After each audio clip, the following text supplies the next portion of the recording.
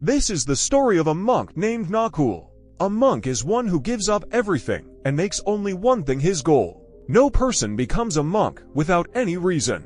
There is a very big reason behind that Nakul becoming a sannyasi.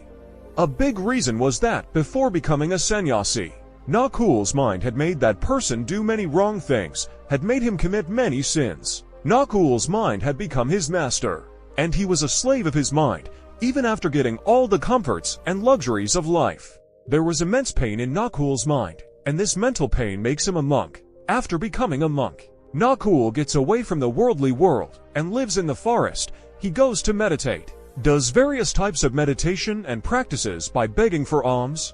He eats food in solitude and practices silence, but still Nakul's mind is not calm. He remains restless and troubled from within.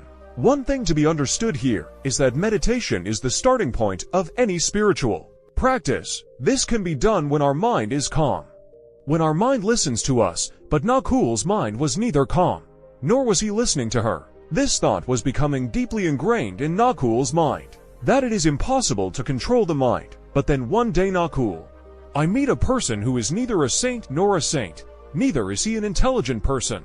He was just an ordinary shepherd who was grazing his sheep in that forest. He comes to the shepherd Nakul and asks him, "Can I help you? You seem very troubled.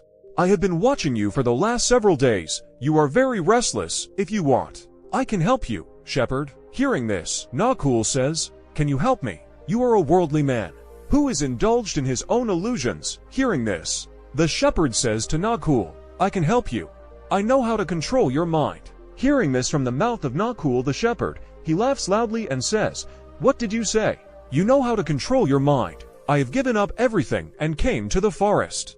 Even after I started living in it, I am a slave of this mind of mine, and you are saying that you can control it." That is what the shepherd says to the mind. To tame it, it is not necessary to sacrifice everything, nor to come and live in the forest. There is only one thing which is necessary. It is most important to leave. Nakul asks the shepherd, "And what is that one thing?" That shepherd says to Nakul, "That one thing is the wrong information we have till date. Whatever information has gone within has formed our mind." Nakul to that shepherd asks, "But how does that shepherd explain?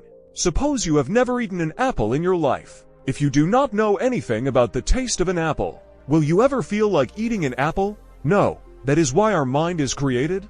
What happens is that Nakul gets impressed by what the shepherd says and says to him, "Can you explain to me in more detail about this?" The shepherd would say to Nakul, "If you want to control your mind, then listen to me carefully now. You can control your mind only when you will be able to see the roots of your mind. Mind is created from information, and are 5 entrances of information into the body. The doors are the first eye. Whatever we see with our eyes, good or bad, keeps getting collected in the memory of our mind. Second ear, whatever our ears hear, that too is sown in the form of seeds in our mind. The third tongue is given to whatever. Once we taste it, it gets imprinted in our mind's memory. Fourthly, whatever we dry the nose, whatever smell gets registered in our mind. And fifthly, the skin, whatever it is. We touch a thing once, we touch it, we take its memory. These 5 things get imprinted somewhere in our mind. Whatever information comes into us through the physical doors, that information gets accumulated in the form of seeds, and gradually a tree is formed. Our mind is like the soil in which the seeds are sown, and our intelligence is like a farmer sowing seeds. If our intelligence replaces the seeds of wrong information with the seeds of right information when she understands and sows it in the future, if the seed becomes a tree, it will give only bad fruits. Your mind is not under your control because you have already sown many wrong seeds in your mind, and now that the seeds have grown into big trees, Nakul asks the shepherd, "So what should I do now? Because till now I have sown many wrong seeds, and those have already been sown." He cannot take them back, and says to the shepherd Nakul, "Till now you were sowing the wrong seeds unknowingly, but now start sowing the right seeds knowingly. What if thousands of seeds are wrong? Then what if from now on millions are ready to sow the right seeds? All you have to do is concentrate throughout the day on what information is coming into you, and what information is going out through these 5 doors.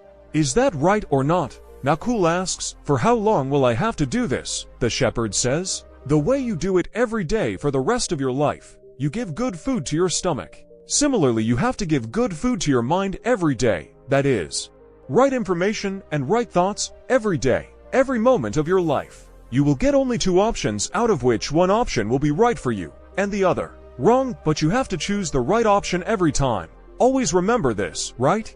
While choosing an option, pain may arise within you, but that pain will last only for some time. That is why no matter how much pain you feel inside, you have to choose the right one every time. Every time you choose the right one, you will sow a right seed inside you, and the day the number of right seeds inside you will exceed the number of wrong seeds, that day your mind is under your control. It will happen, but for that day, we will have to continue our efforts from today onwards. Nakul understands what the shepherd said, but did you understand? Do tell us in the comments, and thank you for watching the video till the end.